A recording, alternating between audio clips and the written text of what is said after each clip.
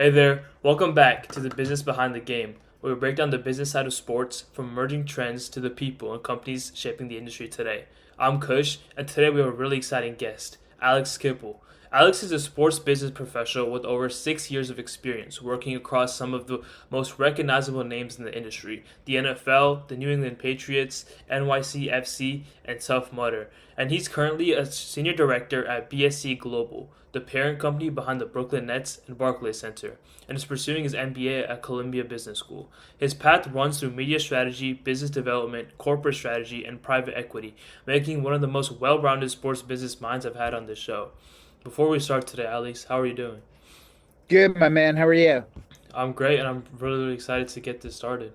Likewise. Yep. So let's start from the beginning. You interned with the New York Jets and UBS at the same time early in your career. That's an interesting combination of sports and finance. What were you doing in those roles, and what were you trying to figure out about your career at that point? Yeah, good question. Kush, first of all, thanks for having me on. Yeah. Look, sort of from a young age, I knew I wanted to work in sports, but didn't really know what I wanted to do within sports.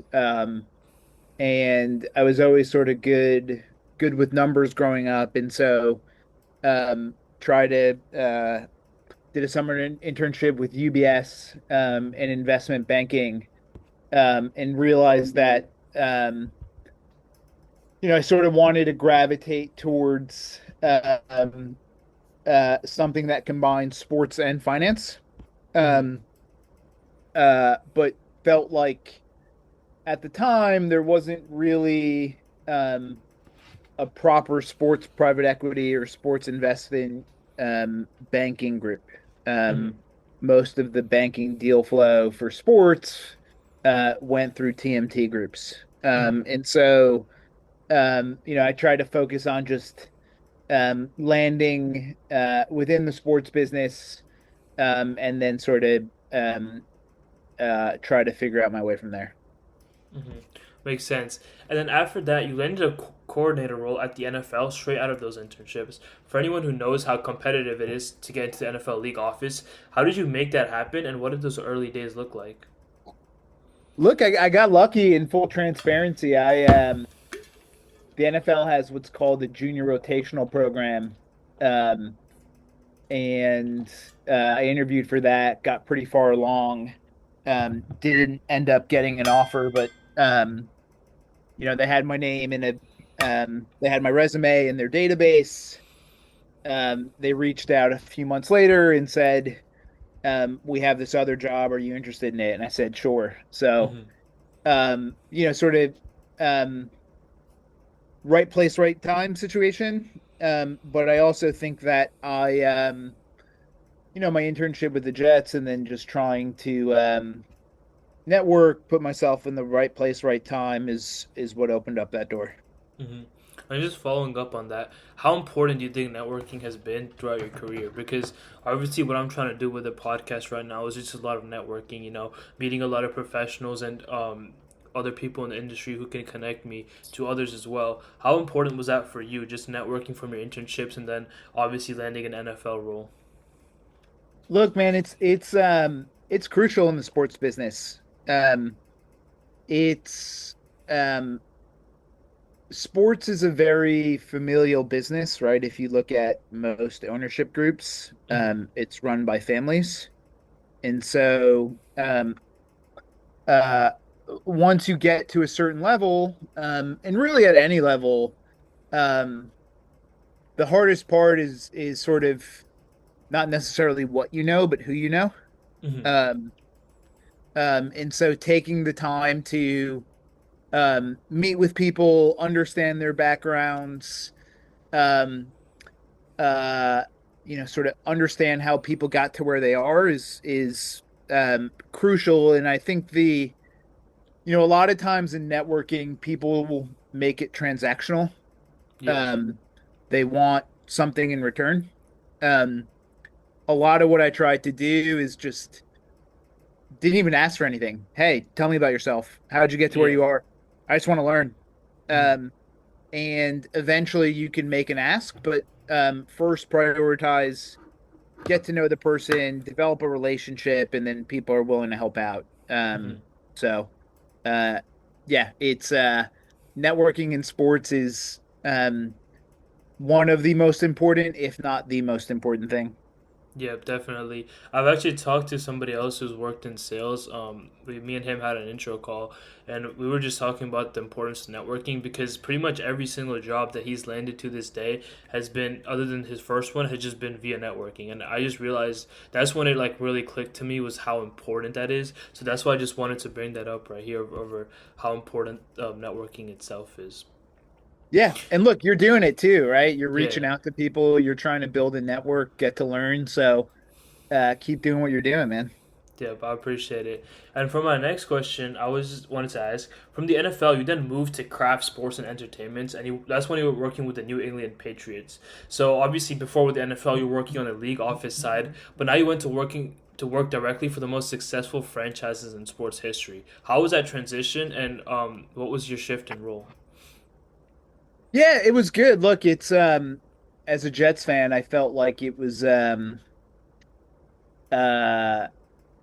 uh nice to try and uh sort of um put my fandom aside and learn a different part of the business. Hmm. Um and so when you work for the league office, a lot of the party line is sort of like um you're a fan of all 32 teams versus when you work for a team, most of the people are diehard fans of that team. Hmm. Um, but I'd say sort of the other big change is like,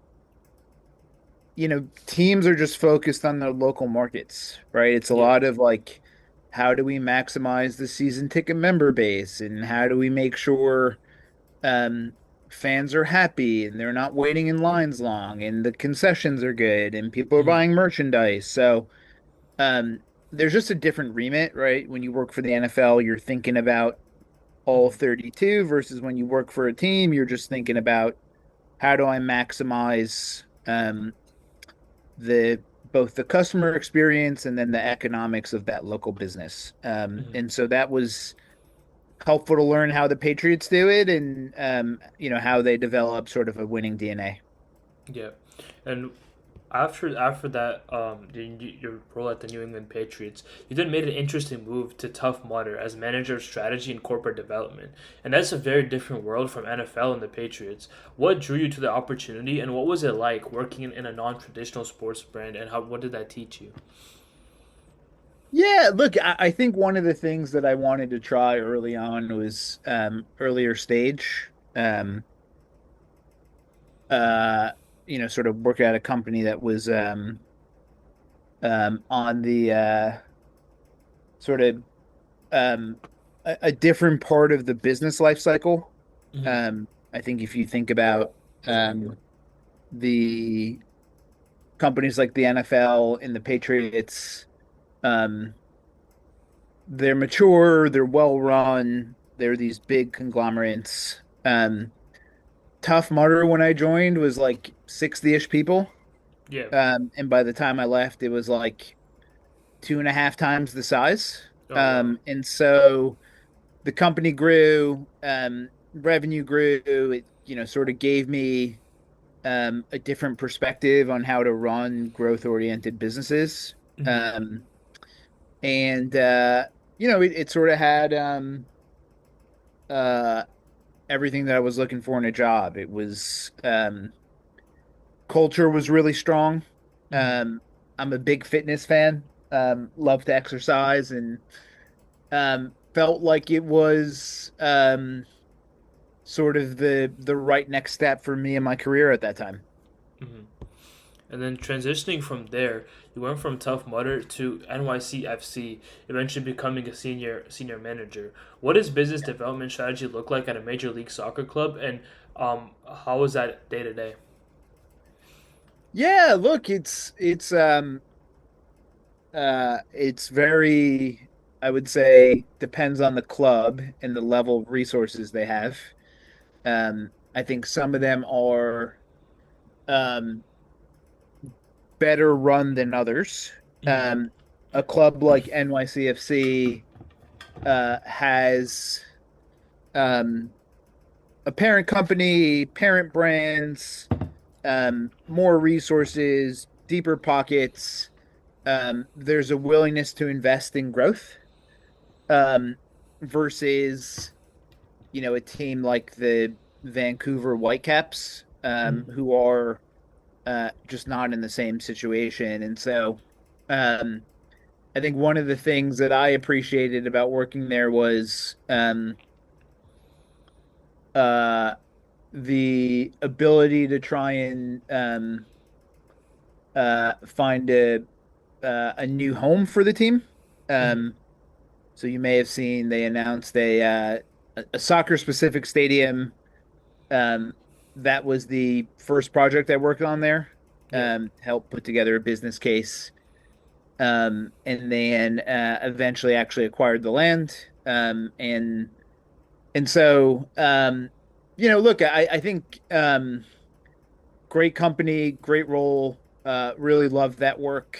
I think MLS has struggled as a league, Mhm. to figure out how to, stay relevant, commercialize itself, Yeah. compete with other leagues, compete with other player talent pools. But it's in a big country, so Yeah. um, I think it's managed to find a decent niche for itself.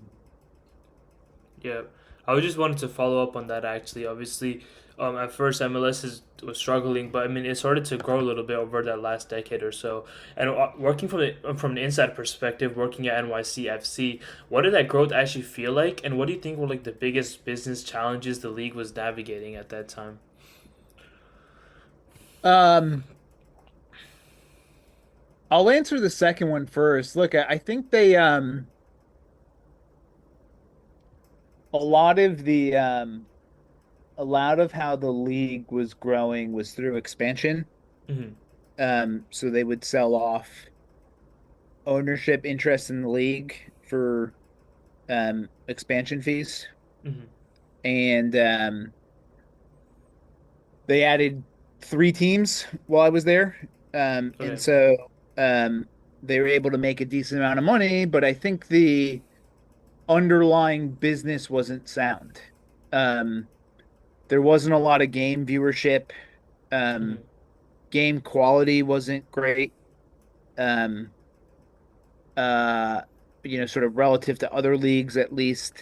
And Yeah. so while the league was growing, I think that fundamentally the product and the customer experience um, just haven't kept up with other leagues, internationally, right? Like it's, and I also think that Americans watch Premier League first or Liga MX before they watch MLS. Hmm. So, um, anyways, I think the league is come a long way. I still think they have a lot of work to do. I think, I'm sure you watched the World Cup. Yeah. Um, uh, I think there's going to be some more interest in the MLS. Hmm. But let's see if it sticks. And if it sticks, it's because the quality of play is much better in MLS, not because of um, anything else. It's just the gameplay has gotten better. Yeah, for sure. And I mean, obviously, I like the point that you mentioned about a lot of people watching other leagues first, and obviously the international game as well. And I think soccer in America is definitely like at an interesting point right now with obviously Lionel Messi's impact, new stadiums, and then obviously the World Cup was here too. From your experience inside MLS, where do you think the league is headed from a business perspective? Um, I think there's going to be a little bit of uh a it's a good question. Look, I think there's going to be a little bit of a washout. I think the prices are very high right now. Hmm. Um, and I don't think fundamentally the businesses are worth what people have bought and sold them for. Hmm. And so I think there's going to be changes in some ownership. Um, I think what will help grow the league is, um, again, it's actually not spending as much time buying Messi's and spending more time buying a team's worth of players that overall raise the quality of the game. Hmm. Um, I'll give you another analogy. Maybe this will be helpful, but the guy who runs City Football Group is this guy, Ferran Soriano. Okay. Um, that's the group that owns Manchester City, NYCFC. There's 16 clubs now in their group. Um, he always used this analogy, and I think it makes sense, right? If you watch the Premier League, Hmm. I don't know if you're a soccer fan, but if you watch EPL, um, people don't miss passes, Hmm. right? Like everything is very crisp. If you watch the MLS game, like it sort of feels like the ball's just getting kicked back and forth. Hmm. And so until you have like a soccer philosophy in this country where there's possession, ball is moving out from the back, and the game looks crisp and you could tell that it's a good quality, um, I think the league's going to struggle. Hmm. I'm hopeful that they could capture some of this World Cup momentum, but that remains to be seen. Yeah, I definitely agree with that. I mean, because obviously, just Premier League and other leagues internationally are a lot more popular as of now, and obviously, MLS is trying to compete with that. But I mean, if the game itself is the biggest problem, that's going to be huge for MLS to figure out and find a way to make the games better quality. Because if the games need to be better quality for them to pull in viewership. You can pull as many players as you want, like all the Messis, the Ronaldos, the Lamine Balls. You can pull all those people, but if fundamentally the game isn't a good quality, I don't. I would agree with you about the point that um, the league could be headed nowhere as well. Yeah. I mean, look, do you watch MLS? No, I mean I've seen clips online and stuff, but I'm not like a huge soccer fan, but I definitely see clips online here and there. Yeah, fair enough. But yeah. So I wanted to transition back to your NFL journey. You came back to the NFL as director of media strategy and business development, and that was a significantly more senior role than you had your first time. What did you Yeah. learn from the first time, and that what was those learnings that made you more effective the second time? Um, there's probably a couple takeaways. One is um sort of comes back to a theme in this conversation, but just the power of relationships. Mm-hmm. Um, the NFL is a large organization. There's about 1,500 people full time and then another 2,000 or so part time. Mm-hmm. And there's a lot of different departments. And if you want to accomplish goals, you have to work with people well. Mm-hmm. And so I think I knew the importance of that. Yeah. And I spent a lot of time continuing to develop relationships as I worked there. So that's probably the first thing. Mm-hmm. And then in my role, um, I think one of the things that the NFL does very well is balance. Um, I call it measured growth. Mm-hmm. Um, they're not always going to implement the newest technologies. They're Mm-hmm. not going to be first to say yes to gambling or prediction markets or anything at the cutting edge. Mm-hmm. Um, they tend to take a wait and see approach, Mm-hmm. but then they act, and they do Yeah. so 6 to 12 months after everyone else does, and Mm-hmm. almost always get it right. So I think the NFL is um, never rests on its laurels Mm-hmm. and does a very good job of um, continuing to grow. Um, and to use the MLS analogy, um, it's the best product in the world, right? The Yeah. product sells itself, you Yeah. know? So I think that's the other lesson. It's just knowing that the game itself is so in demand, just makes your job easier. Yeah, that definitely makes sense. And I mean, also, you had a shift in your role as well. You know, you started working more in media strategy, and Yep. obviously at the NFL is one. It's one of the most complex job in sports. So you're dealing with like billion-dollar broadcast deals, streaming rights, and changing media landscape. What did that role actually involve, and what do you think was like the most challenging part of it? Um, I think the hardest part is um finding the balance between um uh ensuring um that the NFL continued to grow from a revenue perspective, Hmm. but that you weren't nickeling and diming customers. Hmm. Um, so the NFL is the lifeblood of its business is the media distribution business. Hmm. That's where most of the revenues come from. It's how most of the people watch the games. Yeah. And so I think what you've seen is more and more games are going onto Netflix and Peacock and Amazon, which is Hmm. good because that helps increase distribution. More people such as yourself tune in to watch games. Yeah. Um, but it costs more money.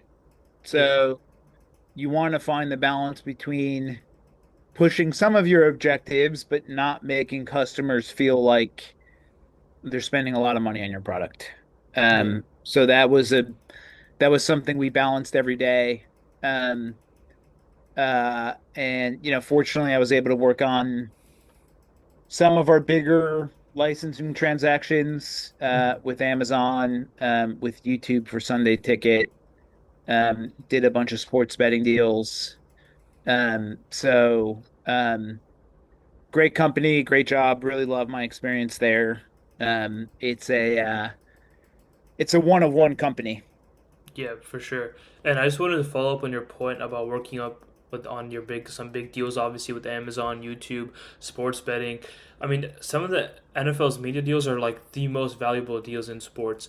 From the inside, working on media strategy, what was something about those deals that would like really surprise a lot of fans?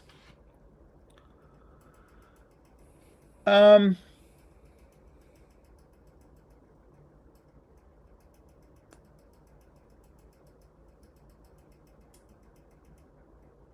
I think one thing that would surprise people is um uh sort of the amount of time they take to get done. Hmm. Um, there tends to be in any negotiation, there's uh points that matter more to either side. Yeah. And so economics tend to be the biggest. Hmm. And once those are agreed, then everything else tends to fall into place pretty quickly. Hmm. And so you see the amounts, and people mostly assume that it takes um, years to negotiate. Hmm. Um, it's actually much less. Um, but I think it's still the hardest. The hardest part about it is just trying to coordinate 7 or 8 different broadcasting partners. Hmm. Um, so uh, I'd say probably the biggest surprise is just it actually doesn't take as long as people think it does. It's just um, sort of more of a coordination effort on the NFL's part. Yeah, yeah. I mean, I think that's definitely a huge part of media deals. I've looked into the NBA media deal. They signed one I think last season or the season before, and that was like huge. I think it was worth like $76 billion, and there's a ton of broadcasting companies who are working along with them. So I think definitely just coordination and making sure that each media company gets their own show times and reducing competition within those media companies is absolutely huge. Just from what I've seen from the NBA perspective. Yeah, totally. Yeah, I think they did a great job with their media rights. Yep. And now transitioning over to today, you're now senior director at BSE Global, which is the parent company of the Brooklyn Nets and Barclays Center. For people who don't know about what BSE Global does, can you break it down and what about like what it is and what is your role specifically involved? Yeah, so we own the Nets, we own the Liberty, we own the Barclays Center, owned by Joe Tsai and the Koch family. Um, Joe is very invested in developing both our core assets and the team and the um, arena business, but also wants to create a ecosystem in and around that supports that growth. Mm-hmm. So my job is both to help oversee um, uh, uh, some of sort of the larger corporate initiatives, and then uh, also to help figure out how else the company can grow. Mm-hmm. Um, so we're um, Joe's got good resources, a willingness to invest, and so there's a desire to keep seeing uh, um, the business grow both within Brooklyn and then also within the U.S. as well. Mm-hmm. And then at the same time, you're studying at Columbia Business School while doing this role. What made you decide to go back to school at this age and this stage of your career? And what are you getting out of the MBA that you couldn't get from just doing the job itself? Yeah, it's a good question. Look, it comes down to um, network, right? Mm-hmm. When um, my MBA is incredibly valuable for um, both um, the network, the people I meet. Um, I think also it's helps you learn different skill sets, how to become a better leader, Mm-hmm. how to supplement skills. And then I think depending on where you go, it validates you. You know, Yeah. I went to Fordham undergrad. It's a great school. Mm-hmm. Um, it didn't open up the same doors that Columbia does.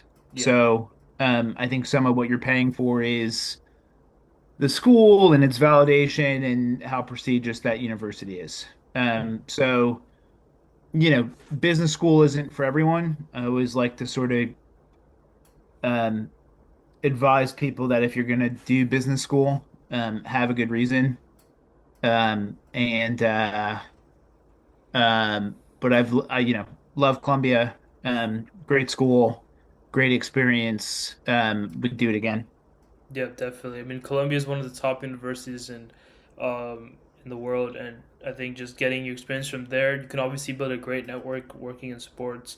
Actually, one of my previous guests who I've had was a Columbia graduate as well. So I mean, he talked a lot about the experience, and I think that was extremely valuable. Nice. Where did you went to business school or you went undergrad?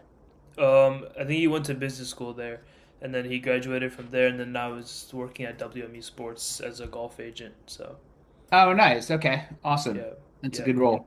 Yeah, and then for you specifically, I mean, working in private equity. First of all, private equity has been making major moves into sports ownership. Recently, we've seen it across NFL, NBA, and soccer.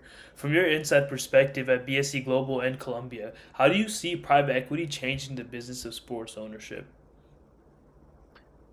Um, Look, it's been massive. It's really sort of institutionalized the class. Mm-hmm. And there's more money flowing in, which means asset prices continue to rise. Mm-hmm. I think there's smart people being introduced into boardrooms that have different perspectives on how these teams should grow and how it should invest resources moving forward. Mm-hmm. So I think that it is private equity in sport is great. I think a lot of the investing is minority in nature, right? And Mm-hmm. so there's only so much that some of these funds can do. Mhm. But I think over time, private equity will um, become more and more involved. Mhm. And my suspicion is that, some point in our lifetimes, you will see a private equity firm that outright owns a team. Mhm. Um, so instead of, having individualized ownership, you'll have fund level ownership, which makes sense just given there's only so many people that can afford to pay, Yeah. 10, 15, $20 billion. Yeah. So I think private equity is here to stay, Yeah. For sure. and it's only going to continue to grow. Um, and for anyone that's trying to break in, I would say um, do 2 years in investment banking, get Mhm. deal reps, and then um, try and go to a private equity firm from there. Yeah, definitely. I think private equity has become a lot bigger, and um, obviously there's very few people who can just own full teams and franchises individually, just because of obviously how much they cost. And um, like maybe in the NBA it's somewhat more accessible, but I mean obviously in bigger leagues like the NFL, buying a franchise by yourself it's gonna be really tough, and especially running that too, um, is definitely a very expensive job. Yeah, And 100%. yeah, and looking back at your career, every move just seems to be like a step up, you know. So how do you think about knowing when it's time? Like, what do you think, and how do you think about knowing when it's time to make a move and what you should be looking for in your next opportunity? Um, Look, I think um it's a great question, and I think it varies depending on the person. Um, Hmm. when I look back at my career, a lot of how I thought about different jobs was uh, sort of ask myself a series of questions, which is, um, am I happy here? Am I Hmm. learning? Am I growing? Hmm. Am I being challenged in new ways? Do I like who I'm working with? Um, and um, I think as some of those answers change over time, Yeah. that's when I encourage people to find other opportunities. Hmm. And I think I'll use the Patriots as an example. Hmm. Um, uh, Great job. I made $32,000 a year, and I Hmm. was working like 80 hours a week. Hmm. And my boss was 31, and she was a manager. Yeah. Um, and she made more money than me, but also didn't have a life. And so I said to myself, okay, it's a great company and I like Yeah. the work, but I'm not making a lot of money and I'm probably not going to grow here. Yeah. Uh, and so, and then with Tough Mudder, I think it became the company's grown, but I've outgrown my role, Yeah. right? There's not much else I could do here. I think there's more opportunity elsewhere. Hmm. And then from there, it became sort of a combination of new experiences, new growth opportunities, better compensation, the ability to create my own platform and grow from there. So, Hmm. um, I've been really lucky, um, sort of got the right opportunities early, but I've always been sort of methodical with how I should pursue my next career opportunity. Yeah, definitely. I think that's huge. Just obviously growing and continuing to see, if you actually enjoy your role there is definitely very important. That's probably a big reason why you and other people decide to move on and they want to get to a new role because, um, obviously it might feel comfortable to you. It might feel like home that everything I know I can everything I'm doing here I know how to do it perfectly. But it gets to a point where you're like, am I really growing here? Am I becoming a better person? So I think that's huge for sure. Yeah, totally. I think that Yeah, makes sense. Yeah. And then wrapping up, I just had one last question. You've built a career touching NFL, MLS, major arena operations, and now obviously private equity in sports. For those aspiring business professionals in my audience who want to build something like that, what's the one piece of advice you give them that nobody else is telling them? Um, I think that my biggest piece of advice is uh it's sort of cliche, Mm-hmm. but I don't think people are honest enough with themselves about it. Um, um, do you really love sports? Yeah. And I think people associate that with like, oh, I watch sports Mm-hmm. and I play sports, and that's all great. I did that too. Yeah. Um, I it's deeper than that. It's Mm-hmm. following the business, understanding how it works, understanding people. Um, I mentioned, I made 30,000 bucks a year working 80 hours a week for 23, 24. Mm-hmm. I had enough money for rent and gas, Mm-hmm. right? So I sacrificed a lot. But I loved it. Like it's what I wanted to do. And so my Yeah. advice to people is like really, really ask yourself, um, how much do you love sports? Yeah. Because if you do, I think there's a lot of opportunity because it's tough at first. It's not easy to break into. When you Yeah. do break in, you don't get paid a lot. You're asked to work a lot of hours. You work nights and weekends too. Mm-hmm. But if there's a love and a passion, you find a way to push through. So my advice is,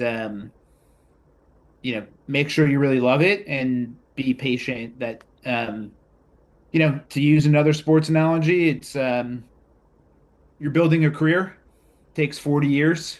Mm-hmm. Um, this stuff doesn't happen overnight. So one day at a time.